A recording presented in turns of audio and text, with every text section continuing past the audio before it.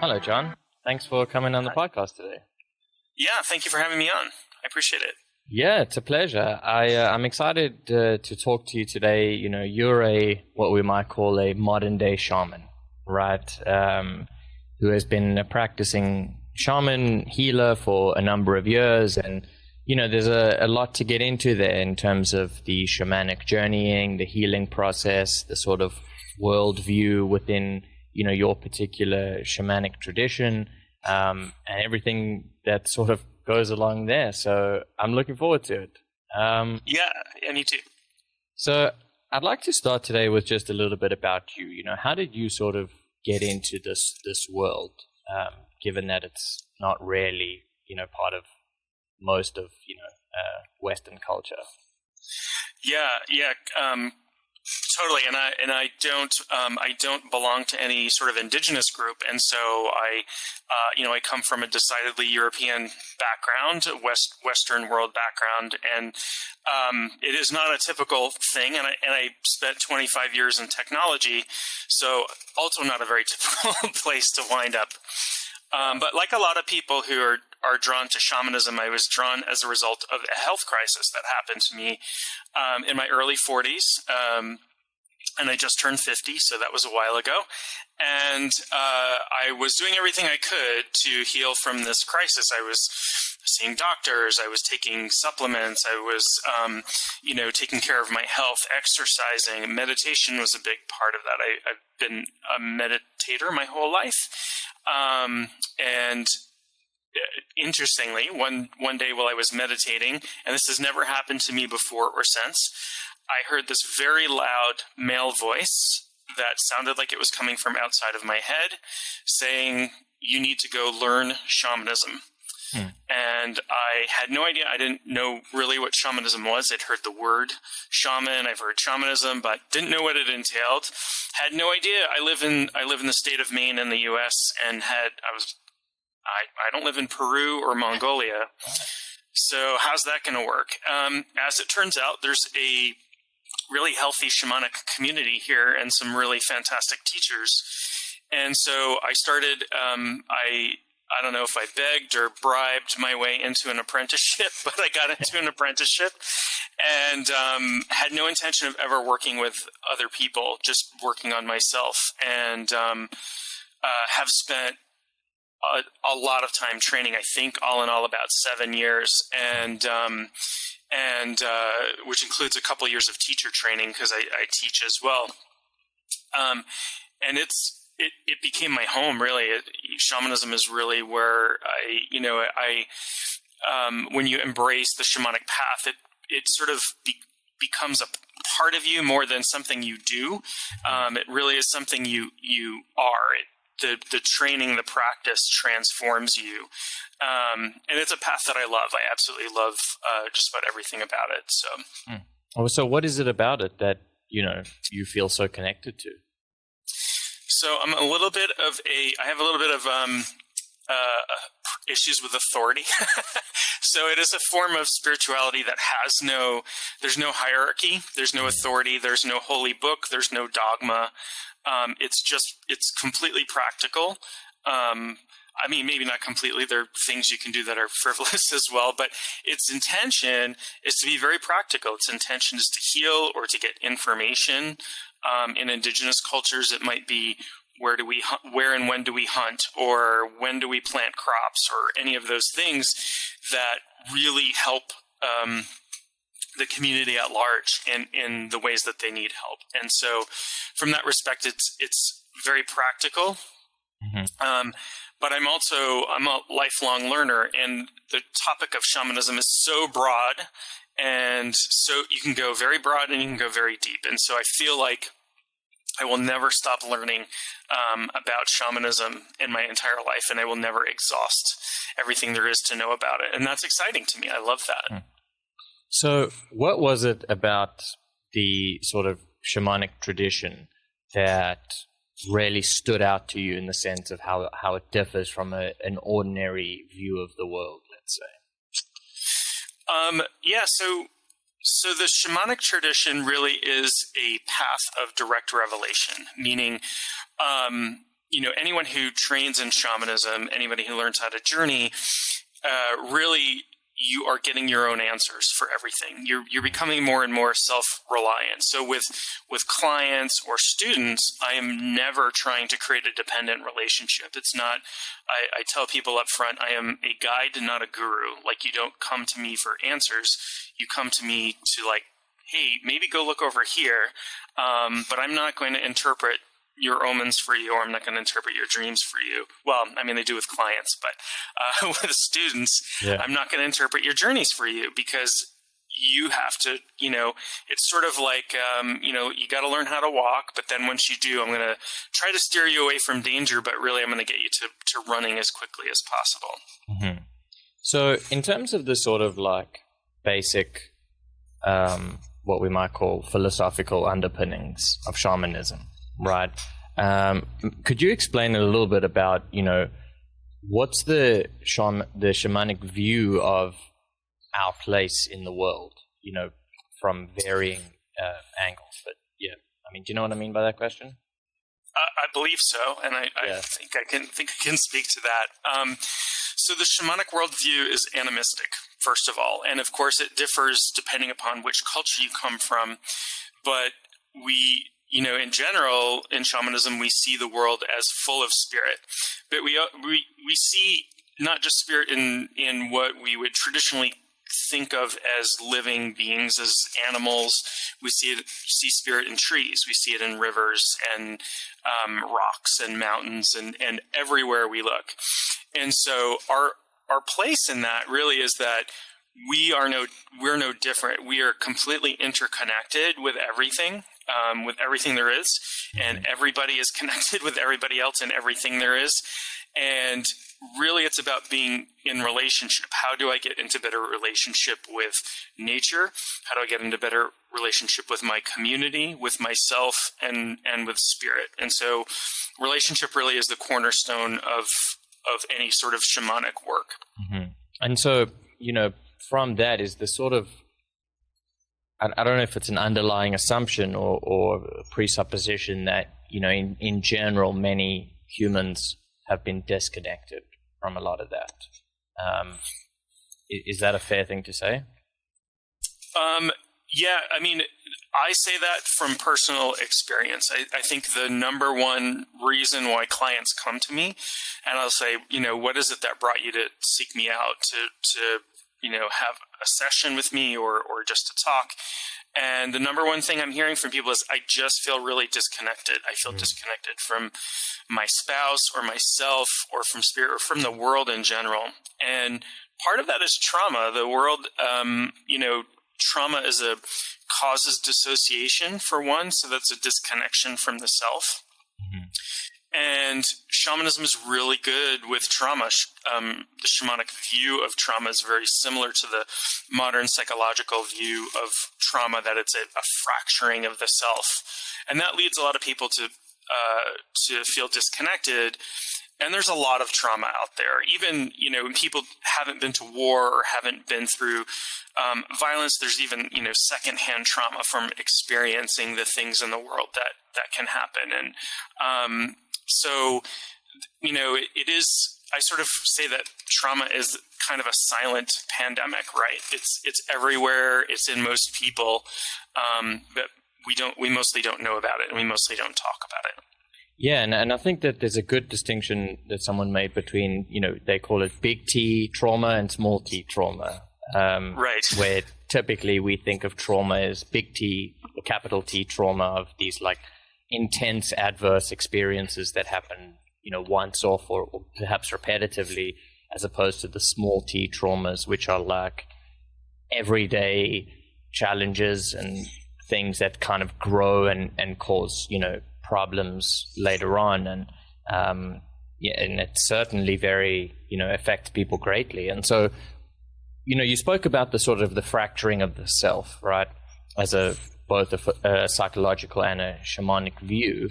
Now, what happens when that happens? What do you mean when you say that the self has been fractured? Yeah, and so I believe that modern psychology and shamans are talking about some of the same exact things, but using different language. So from shamanism, I use language of spirit and soul. And in psychology, they might use language. They might, depending on the school, they might talk about developing subpersonalities or dissociation or that sort of thing. So in the shamanic view, we have what's called soul loss. And we view the soul as a part of us, as a spiritual part of us that can in fact be affected by our life experiences.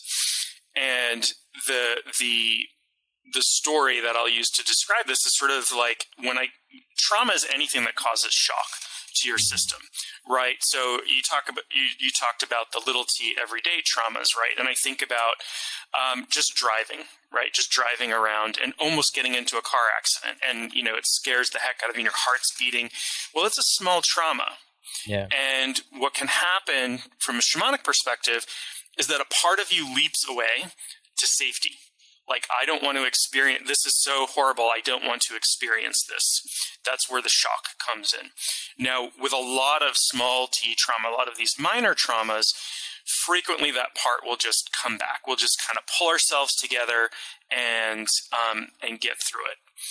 But when it's larger, that part can be so frightened that it stays lost. And that's where we get this soul loss, or in psychological terms, this sort of fracturing of the personality, of the attention even. So people with PTSD have attention deficit issues along with dissociation, and that is this feeling of being disconnected from the self or disconnected from the world.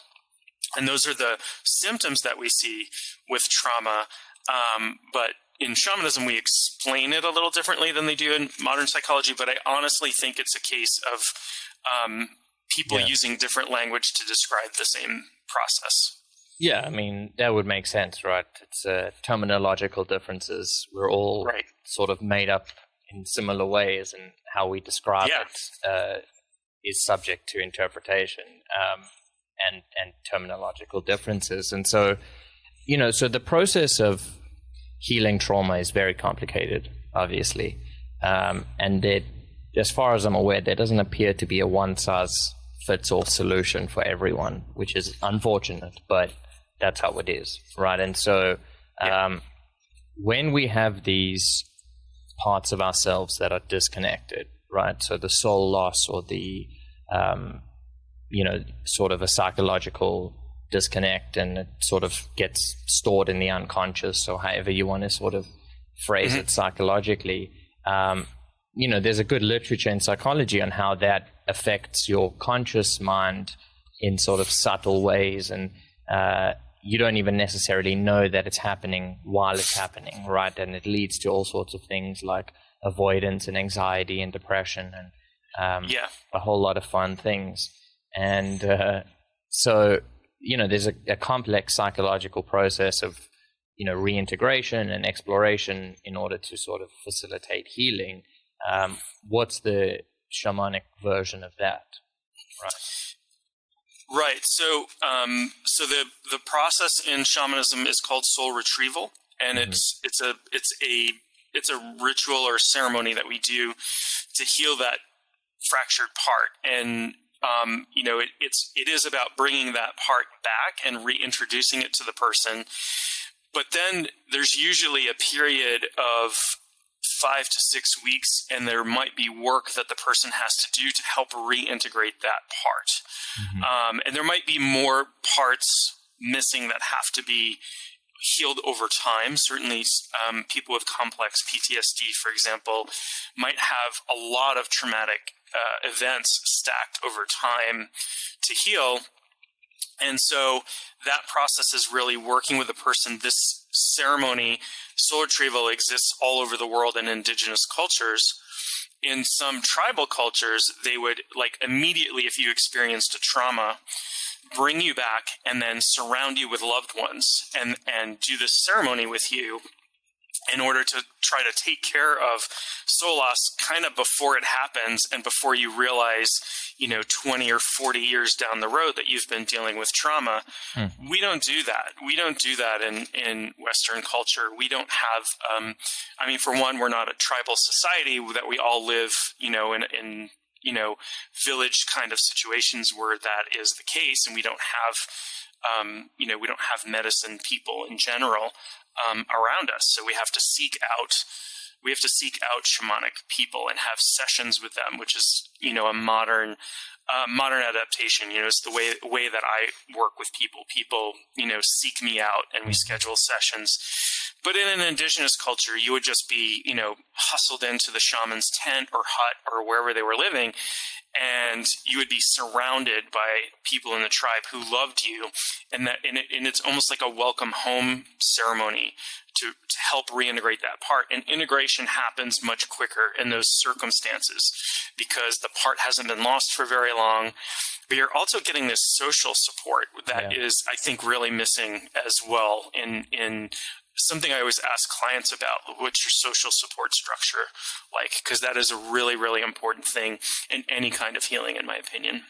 Yeah, it's an amazing practice, that they do with, huge amounts of compassion and empathy towards people who have, gone through something terrible. And I agree, it's certainly something that could benefit a huge amount of people were they to have access to that. But living in, the sort of cities that we live in now with millions of people, it's right. Much more of a problematic thing. And I guess particularly for people who grow up where their caregivers and support network are, contributing to the problem. Right. And listen, I don't know. Presumably, sometimes that happened in the native cultures as well, but maybe to a lesser extent, or I don't know. It's complicated, but the idea behind it, I get what you're saying. It's brilliant, I think, and it's certainly something that we could use more of. And it's interesting because a lot of the time, like trauma and things like that lead to like depressive symptoms. And one of the things that happens when people get depression is they isolate, right? Right. And they withdraw from their social supports or from life in general, which feels like, it's a defense or a safety mechanism, and it feels safe to do that. And yet it's the exact opposite of really what's needed, which is that, real social support from loved ones and or people who care, at least. It doesn't have to be loved ones per se, right? It could be a healer of sort. Yeah, absolutely. And,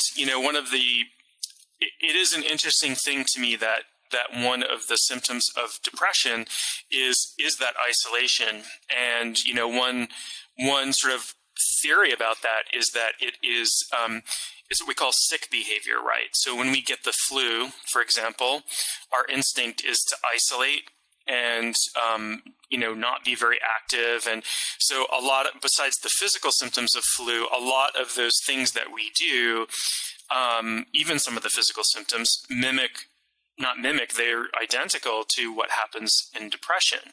And with people who have major depressive syndrome or, major depressive disorder, you can draw their blood and they have the same C-reactive proteins in their blood as people who have the flu.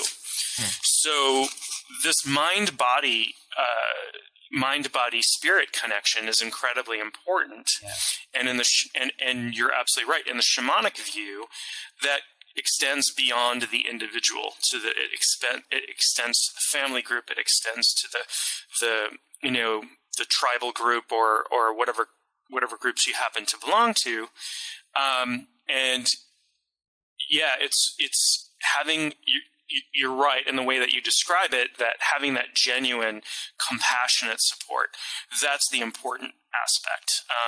Support groups are fine, but having people who intimately care about you in a very real way is pretty healing. Yeah. No, well, there's a long tradition. If you just look at any of the sort of mutual aid societies, right, the sort of Alcoholics Anonymous or Narcotics Anonymous, that's what they're facilitating, right? In a sort of a different context of more like mutual aid, I suppose, by definition. But that's what they do, is that they're all there for each other, right? And they create these little groups or societies that offer, a space of non-judgment and compassion and support to help people. And it's, one of the leading ways that people, find support for their sobriety or whatever it is. And it's great, in terms of what we could do with our modern times, Right. And it fosters an environment of true empathy, right? Where, if I'm in a group who has been through the same things, we can talk about that experientially. I can talk to you, if I'm in Alcoholics Anonymous, for example, I can talk to you about alcoholism from I've been there perspective. And that is true empathy. And that's a big part of that connection, to realize that, very different than sympathy. I feel bad for you. Empathy is, the ability to really put yourself in the other person's shoes, and hold space for them with compassion. And it's extremely healing. And so those you're pointing out those models is spot on. Yeah, and I mean, in psychotherapeutic training, the main thing that they teach is empathy, right? It's like, well, that's what you're doing. You're not really a problem solver. You're there to be an empathic space to allow people to work through and integrate their various emotional experiences and things like that. I mean, there's some, interventions and therapeutic aspects of it that are important as well. It's not just silence, but that's the foundation, right? And they talk very much about how the therapeutic relationship, which is the relationship between the therapist and the client, is the foundation for change in therapy. The modality itself, whether it's, CBT or psychodynamic or whatever, or humanistic, whatever it is, that the sort of scientific evidence suggests that only accounts for roughly 10% of the transformative power, whereas the therapeutic relationship is almost all of it, right? Which is fascinating. That's how it pans out, and it makes sense given that there's roughly 500 different types of psychotherapeutic schools of thought, and yet it's mind-boggling.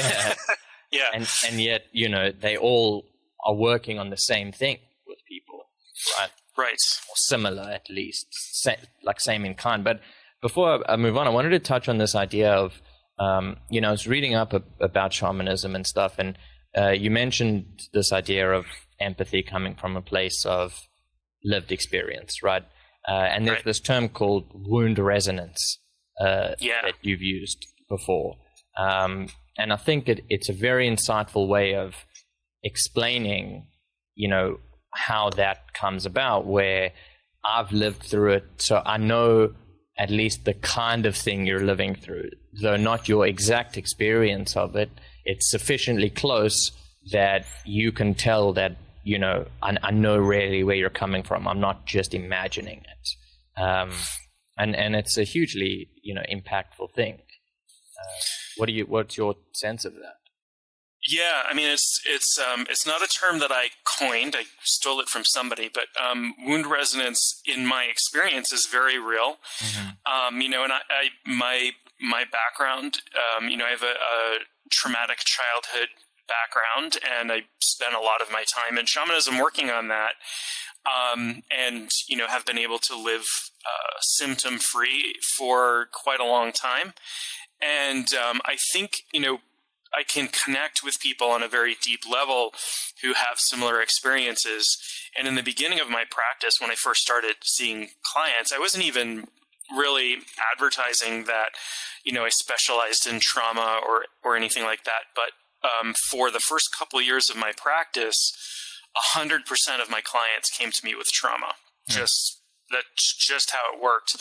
And the only way I can explain that is they had either through some, we could call it supernatural sense, or from reading things that I have written in the way that or heard the way that I speak, there's an unconscious understanding that here's a person who has had a similar wound to mine, who has done some healing around that. And so this is somebody who can understand where I'm going from, what I'm going through. But also I hope that, having a little bit of my story and seeing how far that I've come a little bit can be hopeful for people, because I'm not smarter than anybody. I'm not more talented or more spiritual. I'm not particularly psychic or any of those things. So if I can heal from these things, I really think anybody else can. And it does my heart really good to see people healing from these things. So in a way, I can hopefully act as some kind of, I don't want to say example, like people need to look up to me, but they can look at me as an example of, here's a guy who was, in really bad situation. I mean, it was affecting my physical health. I lost something like 60 pounds in less than 2 months. And Whoa. My doctors were like, don't lose any more weight. I'm like, I can't, there's nothing I can do about it. Yeah. Right. My adrenals were burned out. I had all kinds, all of these physical symptoms that for the longest time didn't know where they were coming from. Mm-hmm. And then somebody said, maybe you should look at some therapy. And it just opened the floodgates, and things took a real turn for the worse. But I do think that wound resonance is a real thing, and I do think that it helps me. It helps me sit in a space of empathy with my clients as well.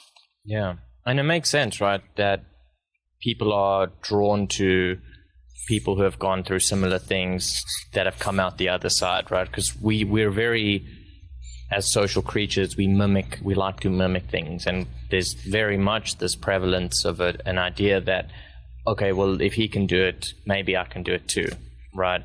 And the sort of classic example of that is, what's it called?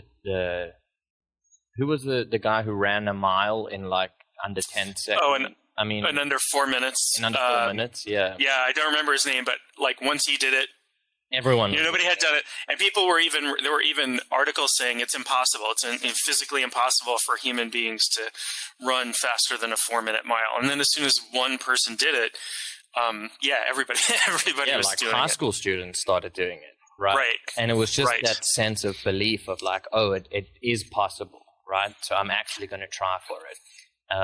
Now, how that first person decided that, but hey, that's some serious determination and foresight, because he was right. Right. Yeah. So, listen, I wanted to talk to you about shamanic journeying, right?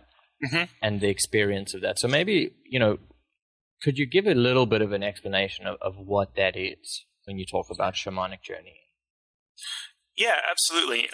So journeying is the main practice of shamanism, and almost everything we do through journeying. There are other things, rituals and things that we do, but journeying is the main practice, and it really is what defines, when we use the term shamanism in English, this is what we're talking about. So shamanic journeying has 3 basic components. The first is an altered state of consciousness. And this altered state turns out to be unique to shamanic journeying. It is similar to somebody who is on magic mushrooms. We have found out recently from EEG research. But it is, in fact, unique. It's unique to meditation or anything else that anybody is doing. There's lots of different ways to alter consciousness. Most people who are doing it are using rhythm. So they're using drumming or rattles or sticks or different instruments in Australia or what have you. But they use a particular rhythm, and people have been doing this for tens of thousands of years, even before we had EEGs. So we altered our state of consciousness. The second component is travel in non-ordinary reality, or travel in spirit form in spiritual world. So when we journey, we perceive these different worlds that we can travel to bring back healing or information. And most shamanic cultures recognize at least 3 worlds. The world we live in is the middle world, and there's an upper and lower world.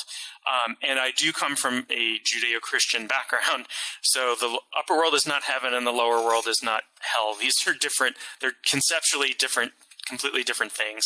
Yeah. And the third thing is we always work with helping spirits. And so, people have heard of, like power animals or spirit animals, and all shamans have power animals that they work with, which are animal spirits. And then we might, depending on your culture, you might work with, for example, ancestral spirits or spirits of place. So almost every culture in the world, and definitely every indigenous culture has little people of some sort. So, leprechauns in Ireland, or fairies or elves or gnomes, and every culture has them. And they, when you look at the stories and what they're capable of and what they're supposed to do, every culture seems to have the same descriptions. They're either mischievous or they're hardworking and they help, but don't cross them, and this and that and this and that. And these are, we see them as sort of elemental beings or spirit beings that weren't deceased humans. They're just spiritual beings that live in the same space that we do. And the world is, in fact, appears very crowded with spirit when you journey shamanically. But those are the three basic components of shamanic journeying. Okay. So now, in your experience, right, when you go take a shamanic journey, what's the right word? Embark on a journey? I don't know. I just say when I journey, but I mean, I guess embark or take. Yeah, I don't know. I guess when I journey. Yeah. So when you journey, right, what's the experience like for you? Like, I mean, it might be hard to describe, but because we're using language that describes this world for the most part. But right. in your best estimation, what's it like to journey? Yeah, and I will say that everybody has a little bit of a different experience, because so we're talking about we're talking a very subjective reality here, right? So we're talking about experiencing non-physical reality in a way that is replicated so that we can understand it by our consciousness. So it appears to be physical reality, but it's non-physical. And so everybody's brains are a little bit different in how they interpret that. So for me, it is it's very much like the Wizard of Oz, right? Going between, if you remember the movie The Wizard of Oz, when Dorothy goes to Oz, she starts out in black and white in Kansas, and then when she winds up in Oz, it's this amazing, super bright Technicolor reality with all of these beings around her and all that stuff. And that's a little bit what journeying is like for me. I find the saturation of the colors I experience turns up. Things tend to be beings in particular tend to shapeshift. They change shape, or depending upon what they're trying to communicate. There's a lot of metaphoric information that comes up as well for me. So I might be journeying on somebody's behalf and see something really strange that makes no sense to me. And then when I come back and say, I saw this and I don't understand it, they're like, oh yeah, that's important to me in this way, kind of thing. So it is a really altered state when I come back from it, because I've been meditating my whole life. It's very different than coming back from meditation. It actually takes a few, 2 to 3 minutes for me to feel like I'm back in my body, and grounded when I get back, because it's a pretty profound shift in consciousness that happens. And other than the sensory information, it is a little difficult to describe in terms that make sense And I feel like that's a weird thing to say. Like it's hard to put into words, but some experiences truly are hard to put into words. And then, of course, if you're journeying to different worlds, they appear very differently. So the lower world, which you get to by imagining traveling into the earth is very natural. And there's forests and trees and rivers and lakes and streams and stuff, and not very many structures, although there do tend to be structures there. And the upper world does appear a little bit like what we think of from popular media of heaven being like. It's cloudy and misty and a little bit amorphous. So in that respect, depending on where you go, your experience can be very different as well. And obviously, you go to the different places for different purposes, and, depending on what you're trying to achieve, I suppose. But so in terms of the setup, right? What's the physical setup of like journeying? Are you in your office or whatever with drums or? Yeah, most of the time when I'm journeying for a client, I'm sitting here in my office as I am talking to you, and I prefer to use a drum, and I prefer to drum myself. There are certainly you can find millions of drum tracks and from YouTube to Spotify and whatever that you can use, but something about the physical motion of drumming for myself helps me to reach the shamanic state more deeply and quicker.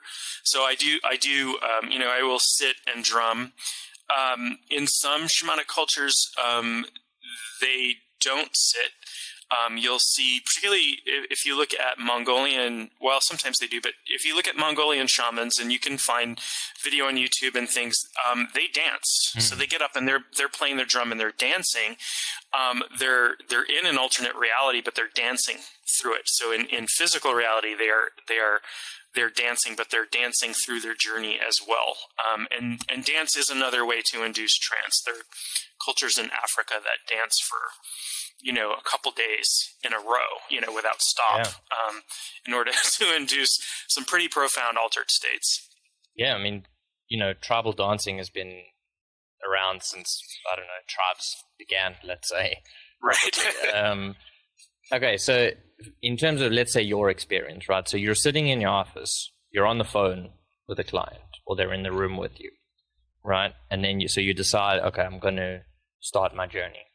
So you start your drumming. Eyes closed, eyes open. Yeah, I journey with eyes closed, and most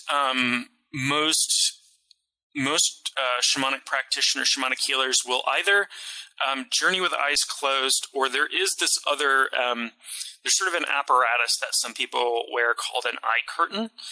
Which is, and you can find pictures of that if you Google it. You can look up Siberian eye curtain. In many places in the world, they'll wear this sort of fringe over their eyes, which allows them to be kind of in both spaces at the same time. Shamans tend to work in liminal spaces, right, which are the spaces between the worlds, and we have to go back and forth quite a bit. So this eye curtain, and some of them are absolutely beautiful, shamanic headdresses and eye curtains and things like that, can be some of the most beautiful tribal artwork you can find. But this it's a apparatus, for lack of a better term, a piece of garb that they wear to allow them to be kind of in both worlds at the same time. I tend to journey with eyes closed just because it blocks out distraction. Some people will wear, blindfold or something to block out even light hitting their eyelids. I've never needed that, but yeah, I tend to do it eyes closed. So when I'm on, and I normally like clients who are remote, normally over Zoom, I like to see people when I'm talking to them. So I just tell them, I'm like, I'm going to close my eyes and you'll see me drumming. And that's, that's all you're going to see me doing at this point. But that's basically it. And so, the sort of altered state, right? Because you mentioned that you sort of tend to stay in these liminal phases of between worlds, right? So is your experience that you have somehow left this world? So you stop basically all sensory input. or are you aware of the sensory input, but you're also aware of other things? Do you know what I mean? Yeah, I mean it's so it depends on what I'm doing, but normally in a journey, I am pretty cut off from the sensory input of the physical world. It's not to say, if my fire alarm went off, it wouldn't shake me out of a journey. I've had the UPS delivery driver come and pound on my door while I was in the middle of a journey before, and has, startled me back into my body. But it is very much, for me, an experience of stepping out of my body. And so and what it is the way I like to describe it is like I'm tuning my consciousness, like you tune the radio in your car. So your car has every radio signal generated on this planet and from outside of this planet in it at the same time. But you can only pick up, a range of frequencies, and really your radio, when you tune it, only picks up one frequency at a time. Mm-hmm. And so I'm essentially, by journeying, by using the drumming or whatever technique I'm using to journey, I'm tuning my consciousness to a different frequency, which is away from my physical body and towards these spiritual realities. So for me, it is definitely an experience of stepping out of my body into some other reality. I mean, again, it's hard to put words to these kinds of things, right? Yeah, because I've never had that kind of experience. I'm just trying to get a sense of what it's like for you right now. Is it an enjoyable experience, or is it neutral, or does it depend? Yeah, for me, I like to say that I always, even if I'm working on behalf of a client, I always get a healing from doing a journey, because it is, it has a similar effect to meditation on the person who's doing the journeying, in that you're spooling down your brain and you're stimulating your parasympathetic nervous system. So it is pleasurable to me. It's very pleasurable, and there are particular types of journeys that are even more so. There's a place called the Void, and it sounds a little scary because there's nothing. It seems like there's nothing there. But when you go there, like when I journey there, and when others journey there, you lose complete physical sensation. So it's gone, and that might seem scary, but it's actually incredibly relaxing. You can imagine no aches or pains in your body whatsoever, no anxiety, no depression, no nothing. It's no concerns, no worries. You're just kind of floating, and it's sort of like if you've ever done a sensory deprivation tank, but it's even more relaxing than that to me. So there are, all journeys feel really good to me. There are some that are almost addictive in nature. I really want to go back there. And when you first do the journey to the Void, when you're first learning to do that in the setting, if you're learning as part of an apprenticeship, for example, my teacher makes you sign a contract that you're going to come back. And because it is very seductive, it feels so good to go there that you have to promise that you're going to come back. I don't think she's ever had any. Could you stay there potentially and die? I don't know. I don't know what could happen. Theoretically, if your soul leaves your body completely, you die physically.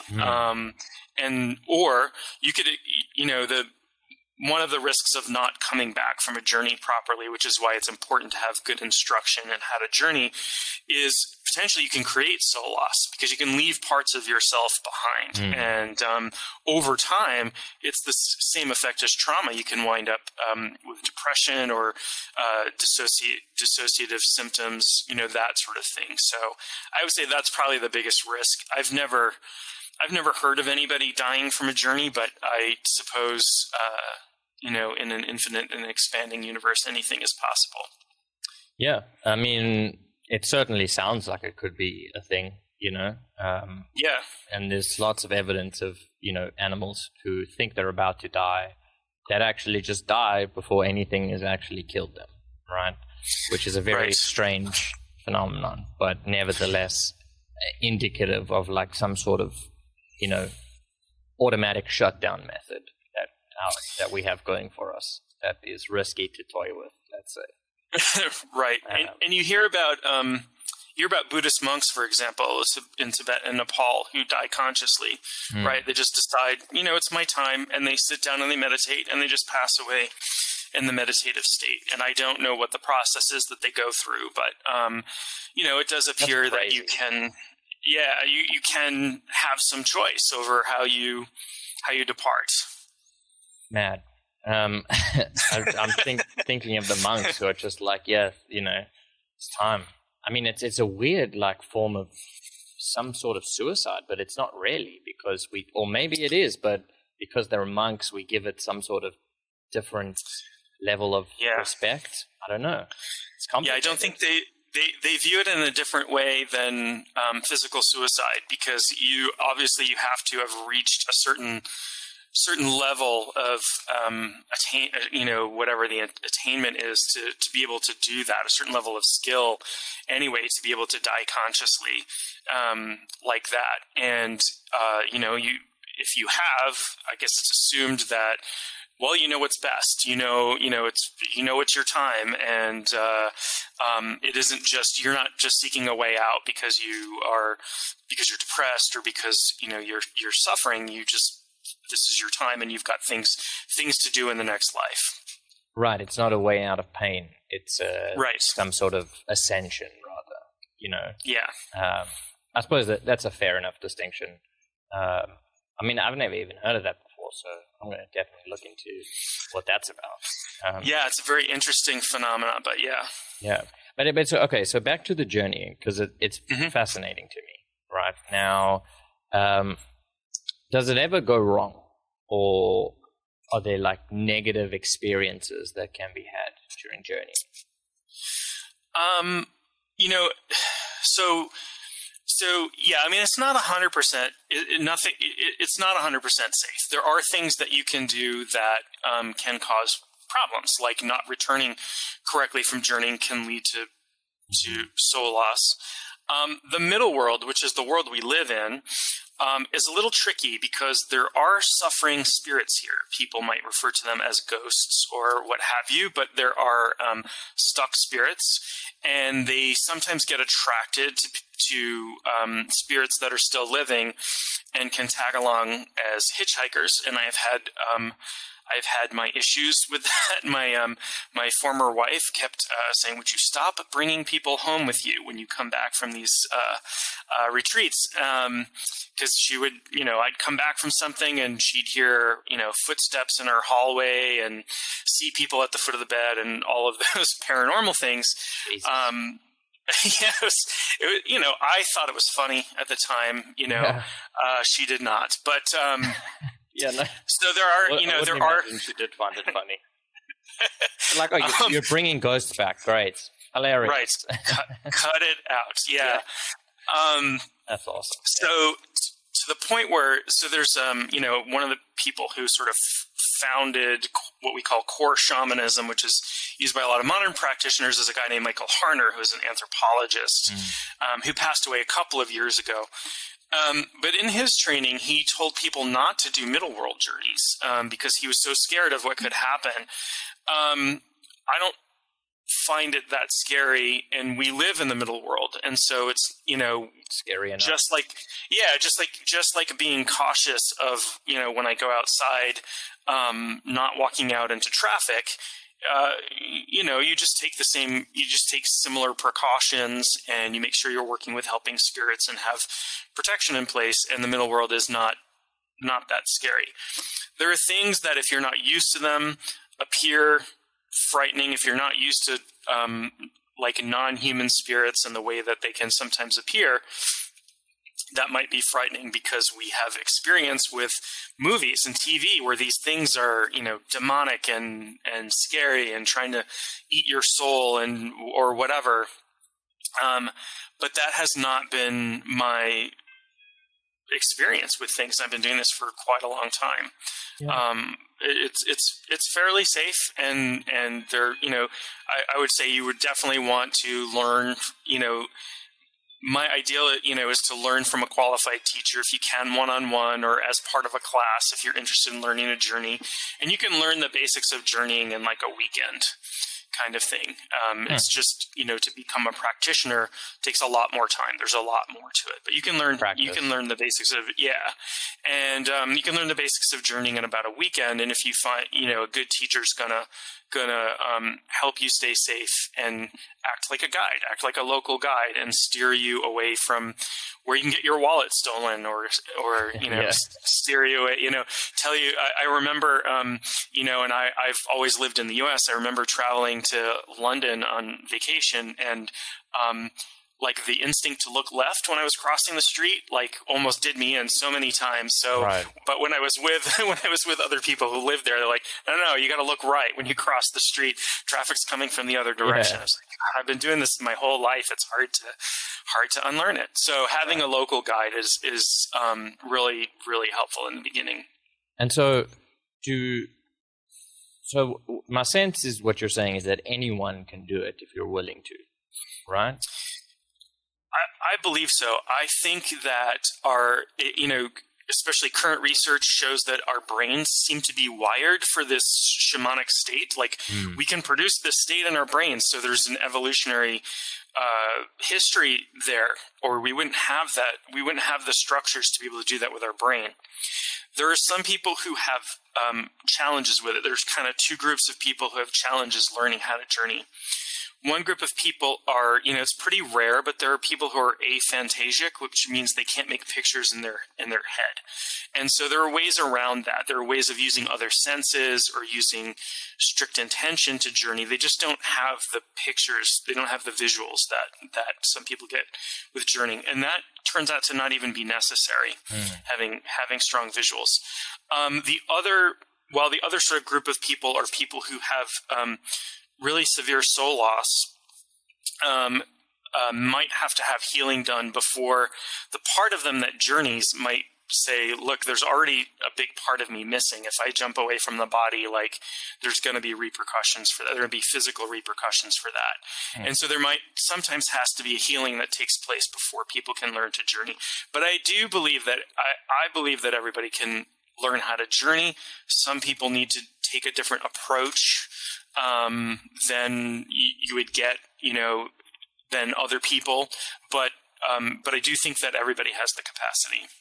Right. And so this group of, what did you call it? Aphantasic?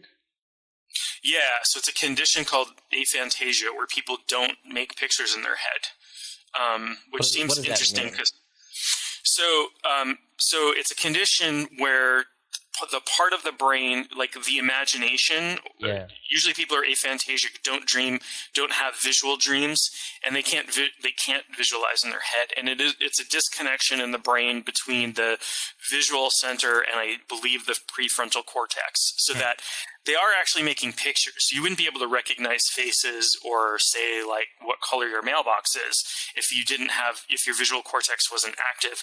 It's just that they can't produce pictures and have it come into the conscious part of their brain.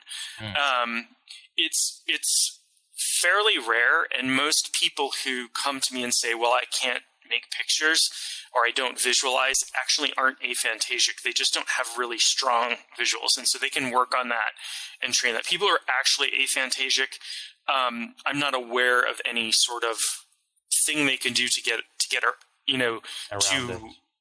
around that. But to journey, you don't have to use your visual senses. You can use other senses. I know someone who in fact is aphantasic, who is a fantastic shamanic practitioner, and she uses her other senses when she journeys. Even smell, like she can, smell really strongly in journeys. So, I mean, that would sort of, to me, that indicates that sort of imagination. I mean, it's a bit of a, easy word, but imagination plays a central role in the journeying experience, right? In terms of what this body is able to produce in consciousness. Because, I mean, obviously, right, because if there was no body or brain particularly, well, you can't be journeying. It doesn't make any sense, right? So I don't mean to try and reduce it to some neurological, thing, but it's interesting to look into which parts of the brain, work in these particular ways, and how we can use them and learn to use them to have different kinds of, conscious experiences, right? And so clearly the imagination, or that, that visual part, has some central role to play, but it's not a necessary condition, right? So now it's weird. I mean, it's interesting. Someone who journeys without that, I mean, what's that like? Is it just a variety of smells and sounds and textures and feelings and things like that, I guess? Yeah, I would guess. I mean, I've never had that experience. Yeah. I'm a very visual person. So, when I journey, it's even more visual than my physical experience. But yeah, I mean, you are using your imaginative capacity because you're perceiving things that are formless, and you like to see things. Your consciousness, your imagination is putting them into a form that you can understand. And so for people who don't visualize, a form they can understand might be, kinesthetic or auditory or, olfactory or what have you. I don't know about taste. Nobody's talked about that to me. But yeah, I mean, so you are using your imaginative capacity, but we're using that all the time. So as I sit here talking to you through the computer, essentially photons coming out of my computer monitor hitting my retina, which is causing some electrical signal in my brain, but I'm experiencing this as a conversation with a human being. Yeah. And we're not even in the same country. And, but I'm having this subjective experience of having a conversation with you. But the stimulus that's coming, I'm not physically in the same room with you, and I'm not seeing you. I'm seeing an image of you. Yeah. But even if you were standing in front of me, I'm still seeing an image of you. I still need my imagination, my imaginative capacity to be able to create the subjective experience of whatever it is I'm sensing. Absolutely. We have sense organs, but perception happens in consciousness. Yeah. And that's why there can be, interesting disconnects that happen where you can sense and not have the conscious awareness of it, right? Have you heard of blindsightedness? No. It's this interesting phenomenon where some people who have brain damage or a tumor that develops in a particular part of the visual cortex, so their eyes and the eyes work properly, but the brain can't process the information. Right. So they perceive the world as black, basically. They feel blind, right? But they've done some experiments where they'll put these people in front of a person, let's say, and they'll say, which arm am I raising? And the person will say, I don't know. I can't see anything. And they're like, well, just guess. And so the researcher will lift up the right arm and then the left and then the left and right, and they do it a few times, and they can get it right with almost 100% accuracy, despite consciously saying that they can't see. They can't see it, right? But statistically, it's near impossible to get those kind of accurate results repeatedly with different people, over the same sort of time period, which is weird that's even a thing, right? Right? But it sort of suggests that a lot more is happening than we're consciously aware of. And so our subjective conscious experience is only one aspect of a lot that's going on, which also is intuitively correct. I mean, you don't experience blood flow in your body. It just happens. Right? Right. And if it doesn't, then you don't have any experience at all. But it's not part of your conscious awareness, nor are most of the functions of the body, like cellular reproduction, cellular division or whatever, even muscle movements. You don't know how your muscles work. You just know how to use them, but you don't know how the fibers, you don't have a conscious feeling of fibers working together or constricting or any of that kind of stuff. Right. It would be too slow if we had to consciously do things oh my God, that. It'd be terrible. Like, okay, I'm going to imagine like tying your shoes. Yeah. Like the complex motor actions that are involved in tying your shoes would be so difficult if you had to do that consciously. So, when I was a kid, I remember learning how to tie my shoes and doing the whole, the rabbit runs around the tree and comes up through the whole thing to try to remember it, and how challenging that was. But even then, I wasn't consciously trying to flex muscles. It's just impossible to try to do that. The feeling. Just having the intention. But it's one of the interesting things I talk about with attention is if you've ever, most of us have had this experience where you've been in a crowded room, say like a restaurant or something, and there's 100 conversations going on around you, and you're not aware of any particular conversation, but somebody walks in and says your name, and instantaneously your brain wakes you up and says, pay attention to this person. Yeah. How could it do that if it wasn't paying attention to all the words being spoken in the room? Well, it was. It was just happening on a level, like we can't consciously hold that much information. Yeah. We know it's like 7 plus or minus 2 pieces of information at any given time can we hold in basically short-term memory in our what we might consider RAM, to use a computer metaphor. We can hold very little information, but I forget there's a staggering amount of information that's coming into us at any given point in time from if you think about every nerve ending, and they can sense, different ones sense pressure and temperature and body position, and our noses are such amazing chemical sensors. We can't replicate that with technology, not yet anyway. Yeah. But we can distinguish a huge variety of chemicals, which is basically what our noses are doing. But we don't do it consciously because it would be too much. And we have no control over it, which is also interesting. Right. I mean, you can sort of control it in the sense of you can block your nose, but you can't choose not to smell something that's around that can be smelt.